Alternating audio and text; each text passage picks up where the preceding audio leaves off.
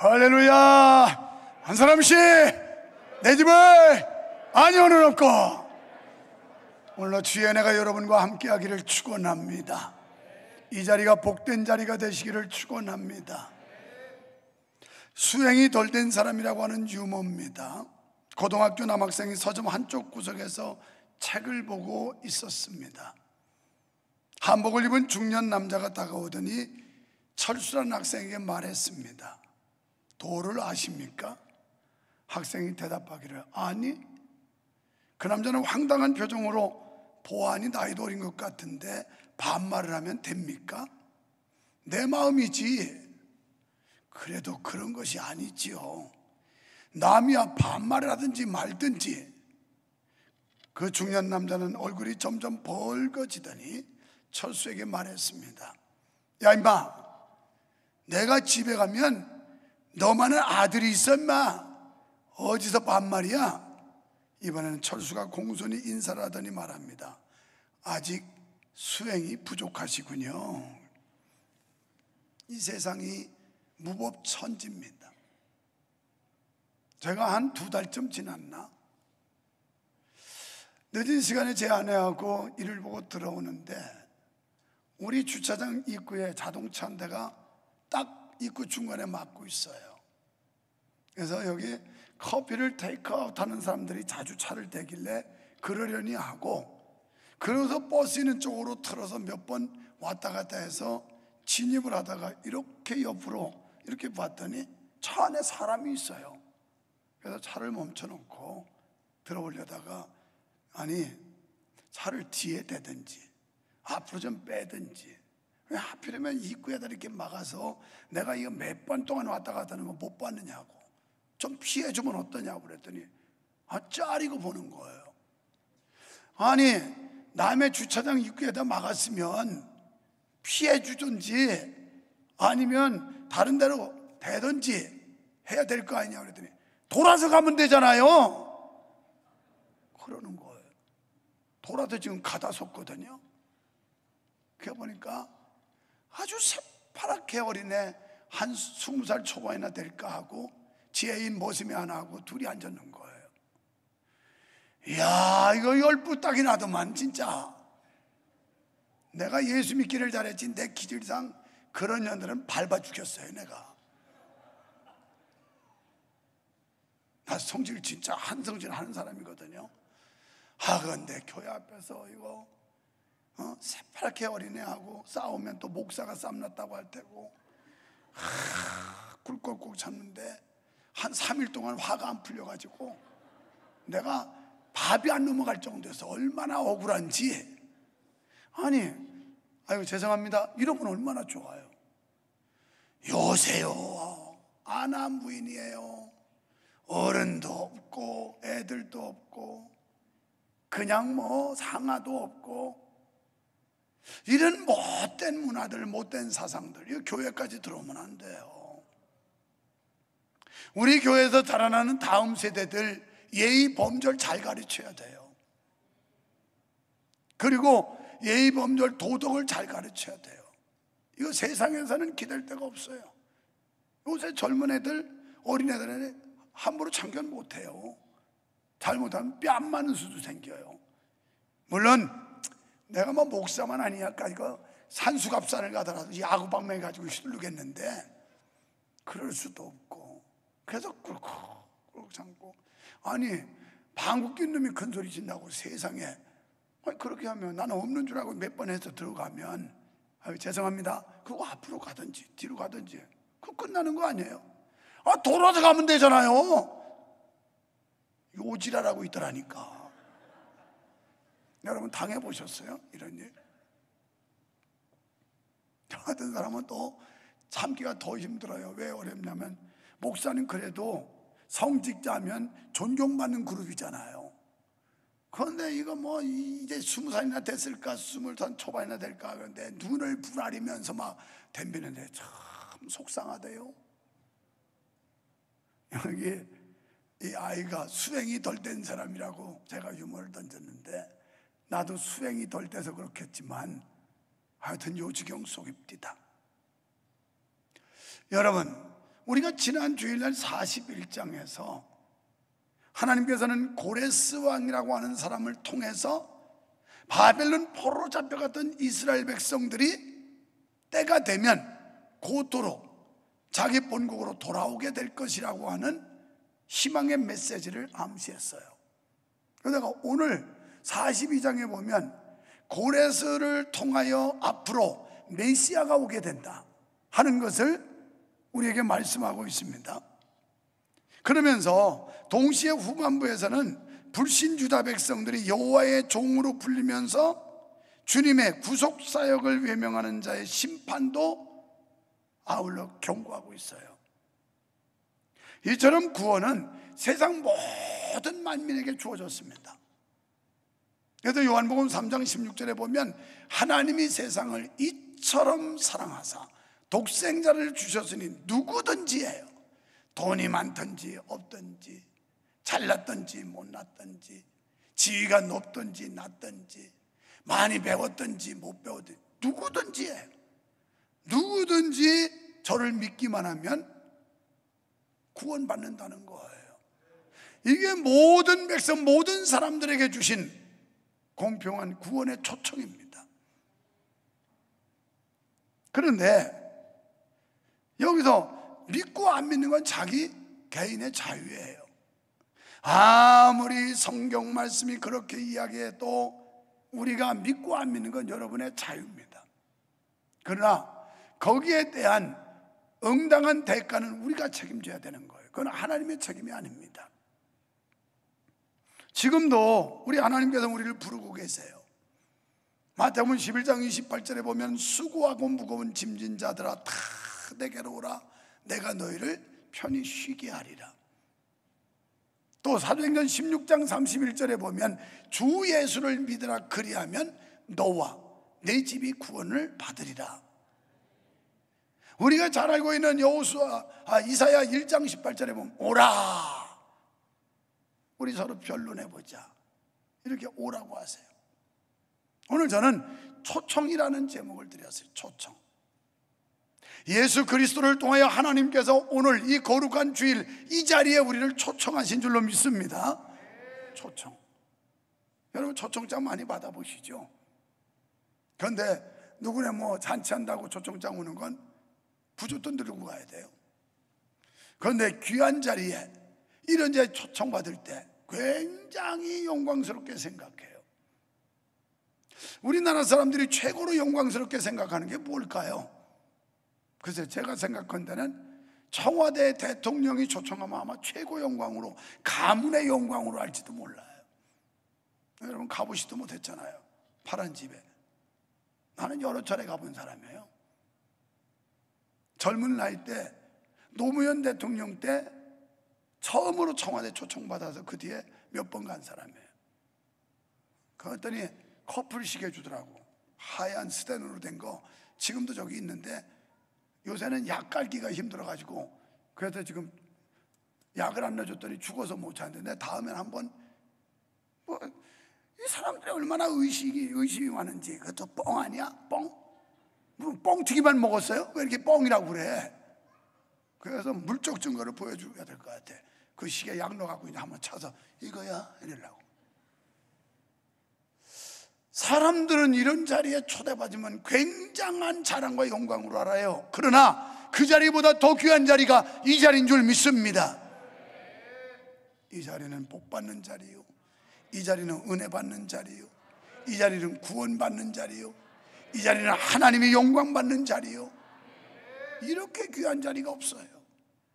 그래서 저는 오늘 초청이라고 하는 그런 제목을 드려보았어요.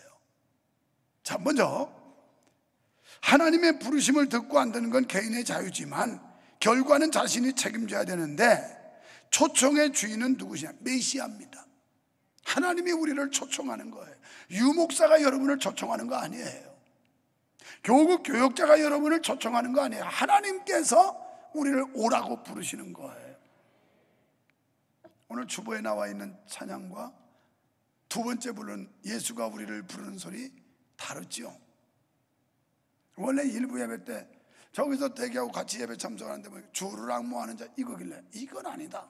제목이 초청이고 설교 노트 내용이 다 초청에 관한 건데 어떻게 이런 선곡이 됐냐. 그래서 제가 갑자기 이럴 때 바꿔라. 그래서 바뀐 거예요. 이상하게 보시지 말고. 그래서 예수가 우리를 부르는 소리, 그 음성 부드러워. 주님이 부른단 말이에요. 지금도 부드러운 음성으로 오라 오라.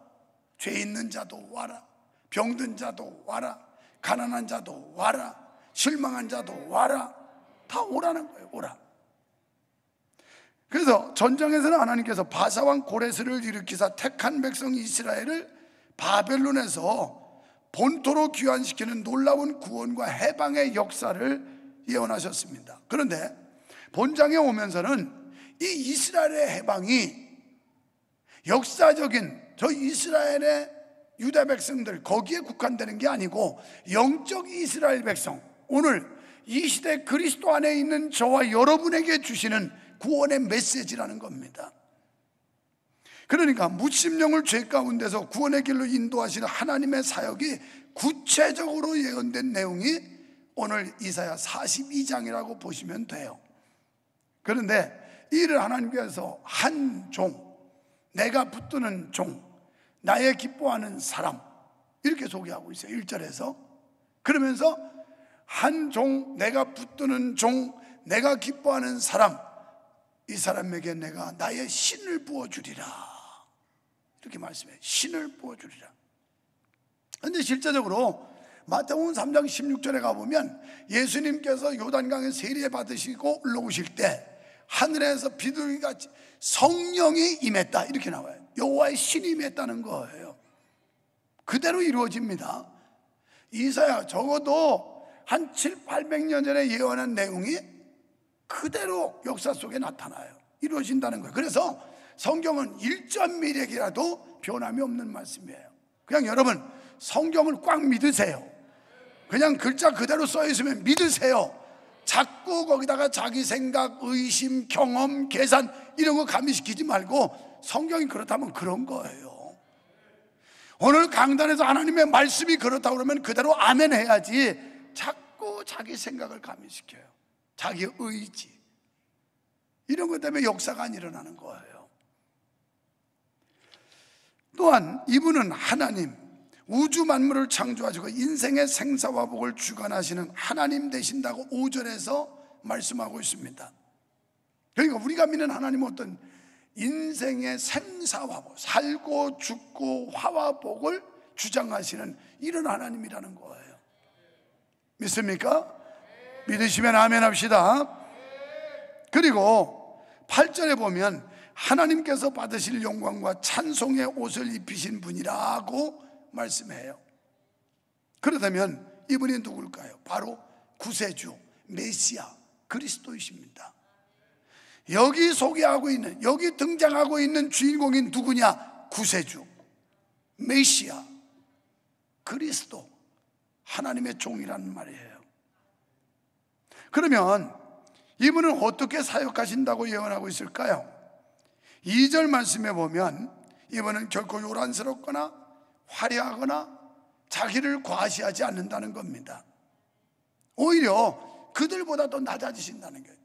예수님이 오셔서 허리를 수건을 질끈 동에 메고 대야에 물을 떠다가 제자들의 발을 씻기셨어요. 그 높으신 분이 하늘 보좌를 버리시고 이 땅에 오신 예수께서 섬김의 본을 보여준 거예요. 이런 예수를 우리가 믿는다면 감히 여기서 누가 우쭐댈 사람이 있겠어요? 감히 누가 여기서 하나님 앞에서 거드름을 필 수 있겠어요? 그 높으신 주님께서 이 땅에 오셔서 태아에 물을 떠다가 제자들의 발을 씻겨주셨다면 우리가 어찌 주님의 섬김의 본을 받을지 않을 수가 있느냐는 겁니다. 그래서 이분은 요란하지도 않았어요. 그러나 조용하고 깊이 있고 세밀하게 복음을 전해주신다는 말씀입니다. 또 3절에 보면 상한 갈대를 꺾지 않으시고 그랬어요. 연약한 자도 무시하지 않고 없는 자도 괄세하지 않고 병든 자, 부자유스러운 사람, 이런 사람을 차별하지 않았다는 거예요. 여러분 누가복음 15장 1절 이하에서 보면 예수님께서는 한 영혼을 얼마나 소중하게 여겼던지 우리에 있는 99마리의 양을 그냥 놔두고 길 잃어버린 한 마리를 찾아 나갑니다. 산을 넘고 물을 건너, 그리고 가시원건길을 헤치면서 목자 잃은 양, 무리에서 이탈한 양, 이런 양을 찾아서 헤매는 목자의 심정, 이게 예수 그리스도의 심정이라는 거예요. 오늘 이 시대를 사는 우리들도 이런 마음을 가져야 될 줄로 믿습니다. 상한 갈 때도 꺾지 않으신다. 상한 갈 때 그거 두어봐야 뭐하겠어요. 그러나 그렇게 별 볼 일 없고 초라하고 인간적인 시각과 관점으로 볼 때 아무것도 아닌 것 같지만 그 한 영혼, 이것도 소중하게 여기시는 주님이라 하는 겁니다. 그 다음 4절의 내용은, 이 내용은 어떤 내용이냐면, 여기는 메시아는 남에게 지극히 온유하고 겸손하시지만 그렇다고 스스로 나약하지도 연약하지도 않으시고 철저하고 담대하게 공의를 세워나가시는 분이다. 공의로운 분이에요. 그분이 뭐 상한 갈 때 꺾지 않고 막 그런다고 죄도 용납하고 그냥 덮어놓고 죄도 다 그냥 덮어주고 이러는 게 아니에요. 공의를 집행하시는 분이라는 거예요. 죄는 응당한 책임을 묻는다는 거예요. 그래서 우리에게 회개가 필요한 겁니다. 이 시대를 살아가는 우리는 메시아 되시는 그리스도의 공생애를 통해서 이 예언이 성취되었다는 사실을 발견하게 돼요. 사랑하는 여러분, 우리는 구원을 초대해 주신 그리스도가 이런 분이실진데 복음 사역을 위해 부름받은 우리들의 삶의 모습이 어떠해야 되는지를 생각해 볼 여지가 있습니다. 성령에 의한 진리의 복음은 아름다운 인격과 함께 증거되어야 할 줄로 믿습니다. 인류를 구원하시려는 하나님은 그리스도를 이방의 빛으로 세우셨어요. 여러분이 교회 오는 시간대는 궤도에 햇빛이 나면서 우중충한 게 사라졌어요. 아까 2부 예배 때는 창문으로 내다보니까 날씨가 막 우중충한 거예요. 이런 날씨를 내 어릴 때 우리 부모님들은 뭐라 그러냐면 아침 못 얻어먹은 시어머니 얼굴 같다. 그러니까 이 며느년이 시어머니한테 아침을 안 주는 거예요. 그러니까 얼마나 억울하고 속상하겠어요. 그러니까 막 우중충. 지금 마스크들 써가지고 표정들이 밝은지 어두운지 잘 표시 안 나지만 다 알아요. 눈매 보면 알아. 눈매 보면 밝은 건지 어두운 건지. 그런데 이 날씨가 햇볕이 쫙 나니까 우중충하게 지금 사라졌어요. 오늘 여러분의 마음 속에, 여러분의 삶 속에, 여러분의 가정 속에 그리스도의 빛이 비춰지기를 주의 이름으로 축원합니다. 그러면 환하게 밝아지는 거예요. 두 번째, 초청에 응하는 자가 누릴 축복입니다. 놀랍게도 그리스도의 구원 언약은 불신 이방인들에게 먼저 주어졌다는 사실이에요.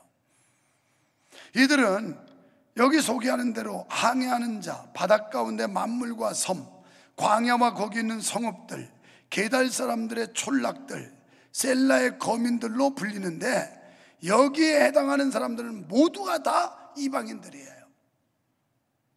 누가복음 14장 16절에서 보면 어떤 부자가 잔치를 배설해요. 잔치를 아주 융성하게 해놓습니다. 그리고 초청장을 보내요. 유관욱 집사도 와라, 최갑순 집사도 와라, 백옥선 권사도 와라, 이런 식으로 초청장을 보내요. 우리 초대장 받아보잖아요. 그런데 정식으로 초대를 받은, 초청받은 사람들이 다 핑계대고 안 와요. 그러면서 한 사람은 나는 밭을 샀기 때문에 거기 나가봐야 된다고, 나는 소를 샀기 때문에 소를 시험해봐야 된다고, 나는 장가왔기 때문에 집에 가야 된다고, 뭐 사업 때문에 핑계대고 직장 때문에 핑계대고 세상 또 쾌락 때문에 유혹받고 다 이 핑계 저 핑계대고 안 와요. 안 와. 그래서 종들이 와서 보고합니다. 정식으로 초대장 준 사람들은 아무도 안 옵니다. 이런 이유 저런 이유 핑계댑니다. 그러니까 그러냐? 그러면 너희는 가서 초대받지 않은 사람들, 길과 산울가로 가서 사람들을 데려와라. 오늘 여기 보면 이스라엘은 선민이에요. 역사적으로 하나님께서 샘플 민족으로 선택했는데 이들이 자꾸 하나님의 은혜를 거부하고 하나님의 초청을 거부하는 거예요. 그러니까 여기에 소개하는 항해하는 자, 바닷 가운데 만물과 섬, 광야에 거기 있는 자들, 뭐 게달의 전락들, 셀라의 거민, 이게 다 이방인들이에요. 도무지 이스라엘과 하나 될 수 없는 이방인들. 이스라엘들이 그렇게 경계하고 저건 이방인이다, 그러니까 우리들 선민하고는 하나 될 수 없다고 생각하는 그들을 불렀다는 거예요. 하나님이 초청하지만 초청에 응하지 않으면 하나님은 또 다른 사람을 부르신다는 건데, 이스라엘과 도저히 화해할 수 없는 자들, 이스라엘 하나님과는 전혀 상관이 없이 지내오던 자들을 불렀습니다. 우리도 마찬가지입니다. 우리는 역사적으로 선민이 아니에요. 우리는 이방인들이에요. 이스라엘 백성만 아브라함의 혈통을 받은 선민들이에요. 우리 이방인인데 그들이 지금 예수 그리스도를 십자가에 못 박고 예수님을 거부하고 이러는 바람에 이 복음이 이방인들에게 다 전파돼서 오늘날 이방인들이 우리가 구원받고 영적 이스라엘로서 하나님의 자녀가 된 줄로 믿습니다.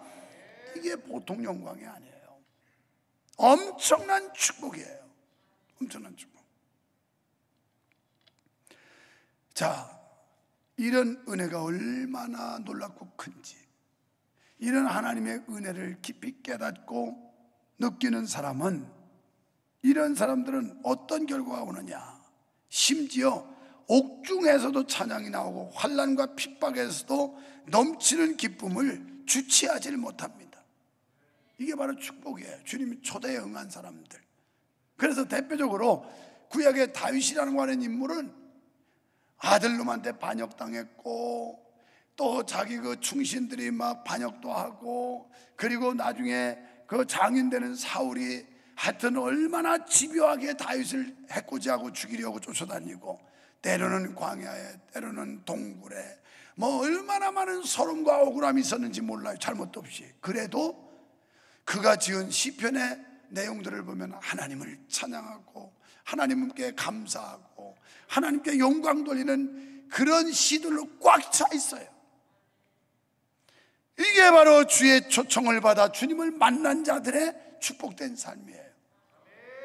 신약의 대표적인 인물은 사도행전 16장 가면, 여러분, 바울과 실라가 복음 전하다가 모진매를 맞고 비투성이가 되고 만신창이가 돼서 감옥에 갇혀 억압당해요. 자유를 뺏겨요. 그런데 밤중쯤 됐을 때 하나님께 찬양하고 기도했더라. 이게 신앙의 위력인 거예요. 여러분, 환경에 따라 기뻐하고 감사하는 건 누구나 할 수 있어요. 그리고 환경 변하면 언제든지 떠날 수 있어요. 그런데 여러분, 예수의 생명으로 거듭난 사람, 그리스도의 영이 여러분 속에 있으면 그런 환경과 처지를 초월해서 어떤 상황도 뛰어넘어서 하나님께 감사하게 될 줄로 믿습니다. 여러분, 정녕 세상에서 누릴 수 없는 이러한 풍성한 기쁨과 즐거움과 찬양과 영광 돌리는 삶, 이런 삶이 우리에게 있다면 이보다 더 큰 축복이 어디 있을까요? 인류를 구원하시려는 하나님께서는 그리스도를 빛으로 보내셔서 소경의 눈을 밝혀주시고 갇힌 자를 옥에서 끌어내며 흑암에 처한 자를 거기서 나오게 한다고 그래서 간에서 나오게 한다.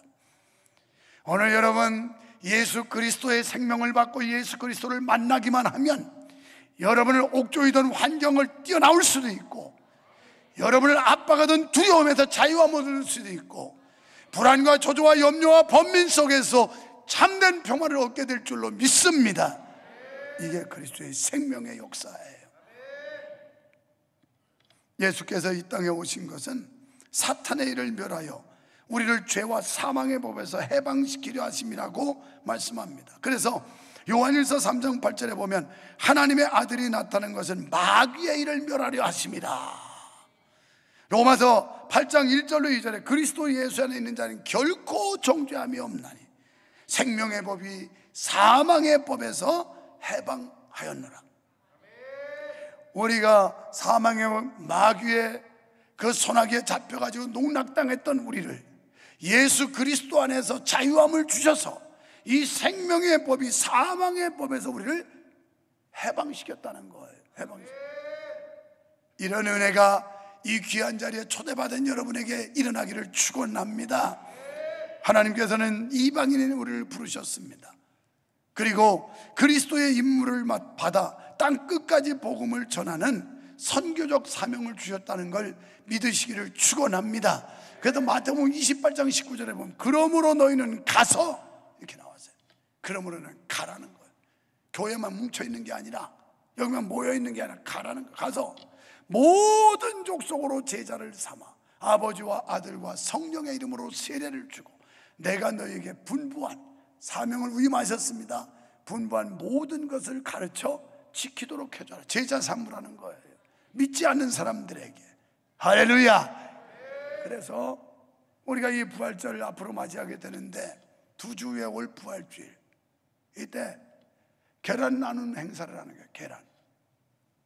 이 계란, 나는 그거 뭐 자동차 한 차씩 오면 되는 줄 알았더니 이게 트럭으로 몇 차 실어 와야 된대요. 그걸 뭐 산더미로 쌀 수는 없잖아요. 걔네 다 깨져 버리니까. 어제 샘플 봤는데 특란입니다. 특란인데 계란이 아유 나는 뭐 한 줄짜리 뭐 아주 그냥 좀 볼품없는 줄 알았더니 2줄로 닦겠는데요. 보암직도 하고 모범직도 하고 탐스럽기도 하고, 이야, 이거 뭐 신나는 날이에요. 신나는 날. 우리가 많은 예산 들여서 우리끼리만 좋아하지 말고 이 지역에 지나가는 사람이 그 누구고 누구나, 그래서 문구 여러 가지 고민하다가 지금 거의 결정된 건 계란 받아가세요. 누구나 오세요. 현수막에 이렇게 이제 다 붙을 겁니다. 뺑뺑 눌러서 계란 받아가세요. 누구나. 뭐 그거 하나 주면서 여기 불러드리려고 하는 거 아니에요. 그냥 저 길 가다가 다 받아가라는 거예요. 받아가라는. 이야, 이거 뭐 아주 위생난에다 특난에다가, 그러니까 그때는 쪽수 많은 사람이 수지 맞는 거예요. 초등학교 이상을 데리고 와야 돼. 초등학교까지는 안 줘요. 계란 안 됩니다. 거기는 그 어린애들은 그거 아무 관심 없어요. 그냥 계란 모양 초콜릿 그거 주고 중학생부터 주는데, 데려가서 한 집에서 4시 오면 그러면 하여튼 뭐 10개씩 가져가니까 40개 가져가는 거예요. 40개. 이건 나누라. 우리끼리만 앉아가지고 뭐 예수 부활했다고 우리끼리 짝짝꿍이 되는 게 아니라 교회 밖으로 알려야 된다는 거예요. 노래를 부르라는 거예요. 그래서 오늘 말씀해 보니까 구원에 초청받은 자들은 새 노래를 부르라. 우리끼리만 여기서 그냥 막 복잡복잡하지 말고 저 세상을 위해서 노래를 부르라는 거예요. 그리스도를 믿고 구원받아 기쁨을 누리는 새 노래를 불러서 온 누리에 퍼지게 하라고 말씀하십니다. 사탄을 정복하고 그리스도의 복음을 노래하게 된다는 거예요. 그렇습니다. 하나님의 구원에 참여한 성도들은 승리의 새 노래로 하나님을 찬양해야 됩니다. 또 구원을 즐거워하며 노래해야 되는데, 누가복음 19장 40절 보면 거기 38절 39절 여기서 보니 바리새인 서기관 장로들, 이 사람들이 예수님이 인기 좋은 것 때문에 막 기분 나빠하고 저 시끄럽다고 조용히 하라고 막 그래요. 그러니까 예수님께서 40절에 뭐라고 그러시냐면 이들이 잠잠하면 돌들이 소리 지르리라, 이렇게 말씀해요. 이들이 잠잠하면 돌들이 소리 지르리라. 오늘 구원받은 우리가 잠잠하면 하나님께서는 또 다른 모습으로 소리 지르게 한다는 거예요. 여기서 구원의 노래를 부르고 소리 지르라는 건, 새 노래는 마치 전쟁을 치르고 승리한 후에 전리품을 가지고 개선하는 군대의 승리의 개선가입니다. 여러분 사극 보잖아요. 전쟁하고 전투하고 그러고 승리하고 올 때 어떻게 해요? 창 들은 사람들은 와, 칼 들은 사람들은 와 이러죠. 한번 해봐야 돼요. 함성을 지르면서 하는 겁니다. 여러분이 창을 들었다고 하면 이렇게, 칼 들었다면 이렇게 와 하는 거예요. 시작. 와! 이 3부 예배 때는 어째 신동치 않은데 2부 때는 세게 했는데, 다시 창을 들은 사람은 와, 칼 들은 사람은 와 하는 거예요. 자, 시작. 와! 사극 보면 그러잖아요. 전투에 가서 승리한테 와! 와! 사기 충천하라는 얘기예요. 예수 믿는 사람들이 사기 충천해야지. 다 기가 죽어가지고 어깨가 천근만근 돼가지고 이런 거죠. 어떻게 꼬라지 좀 봐요. 내 꼬라지. 좋은 소리 같기는 한데 실감이 안 나네. 뭐 그렇다고 내가 힘을 얻을 수 있나? 그런데 그리스도의 영이 있는 사람, 주님이 나와 함께한다고 믿는 사람, 예수 그리스도의 자녀라고 믿는 사람, 이 사람들은 와, 새 노래를 부르라는 거예요. 새 노래. 이 노래를 저 세상 바깥으로 울리라는 거예요. 울려. 할렐루야. 우리 이래야 될 줄로 믿습니다. 이런 함성이 우리 명성교회에서 매주 일어나야 돼요. 매주. 그냥 지난 금요일 날도 얼마나 많은 사람들이 기도하러 왔는지 막 영의 함성을 막 질러버렸어요. 그래야 마귀가 뭐 한 길로 왔다 7길로 36개 주랭랑을 치지. 마귀가 지금 눈을 부릅뜨고 하는데 그러면 이리 와 따라와. 그래, 예수 믿어도 이렇게 살면 이거 비참한 거 아니에요? 예수님께 내가 세상을 이겼노라, 담대하라, 이렇게 말씀하는데 그 말씀 온데가 안 되었고 눈도 제대로 못 떠. 이 고개가 15도 기울어진 건 눈도 잘 안 떠져. 똑바로. 우리가 삶이 충천해야죠. 하나님이 함께 하는데. 그래서 우리를 마귀로부터 빼내신, 우리를 마귀로부터 뺏었어요. 뺏었어. 원래 마귀에 사로잡혔던 우리였어요, 믿기 전에는. 그런데 예수 그리스도께서 우리를 뺏어왔어요. 그래서 이제 하나님의 자녀가 되고 자유함을 얻게 했어요. 이때 그 환희, 이게 우리 속에 있어야 되는 거 아닙니까? 저는 기질상 에로 영화 같은 건 뭐 극장 가서 보지도 않고, 그런 건 보러 가자고 우리 애들이 어쩌다 그러면 졸고 있어요. 재미없어서. 근데 액션 영화 같은 건 엄청 좋아합니다. 그래가지고 막 적진에 가가지고 헬기 타고, 그리고 로프를 타고 쫙 창문 탁 떠서 팡팡팡 하는 거, 막 이런 거. 그 다음에는 적진에 포로 돼가지고 아군이 잡혀 있어요. 그러면 밤중에 싹 침투해가지고 거기 가서 문을 부수고, 그리고 포로를 딱 잡아가지고, 그러면서 보트를 운전하면서 빵 바바바바바바바방. 이야, 스릴 만점이야. 난 이런 걸 좋아하는 사람이에요. 여러분, 우리가 세상 한 주간 동안 살면서 사탄이 막 대적하고 환경에 옥조에 가는데 가가지고 탁 승리해서 승전가를 부르면서 팡 바바바바바방 하고, 그리고 주님 앞에 와서 개선가를 불러야 되는 거 아니에요? 노상 가가지고 그냥 폐잔병이 돼가지고 주일 나올 때는 부들부들해가지고 이러지 마세요. 이거 얼마나 참 비참해요. 눈이 반짝반짝 해가지고 교회 올 때 패기 만만해가지고 사기 충천해가지고, 그래, 하나님이 함께하지, 하나님이 도와줄 거야, 이 위경 가운데 하나님 건져줄 거야, 이러면서 이 당당하게 살아야 되는, 그렇게 살라는 거예요, 이 말씀이. 우리는 하나님의 구원의 섭리로,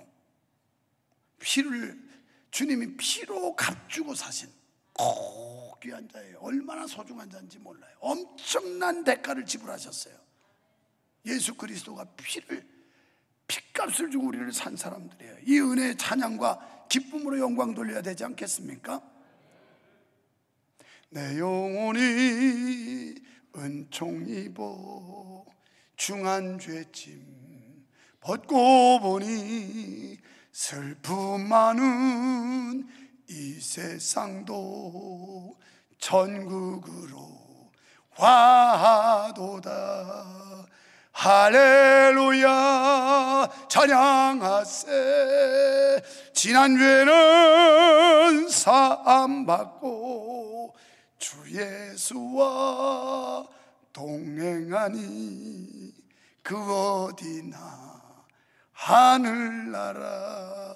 주 예수와 동행하니 70평 아파트나 30평 아파트나 15평 아파트나 반지하 단칸방이나 궁궐이나 초막이나 그 어디나 하늘나라.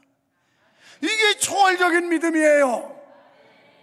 그런 것 따위 가지고 기죽을 필요 없어요. 그런 것 때문에 주눅들 필요 없어요. 내 안에 계신 보배로운 예수 그리스도, 그분이 주시는 그 만족과 기쁨과 감사, 이걸 안고 돌아가시기를 축원합니다. 세 번째, 결론적으로 초청을 거절한 자는 어떻게 되는가? 지금 홀리 오시면 미리 와야지.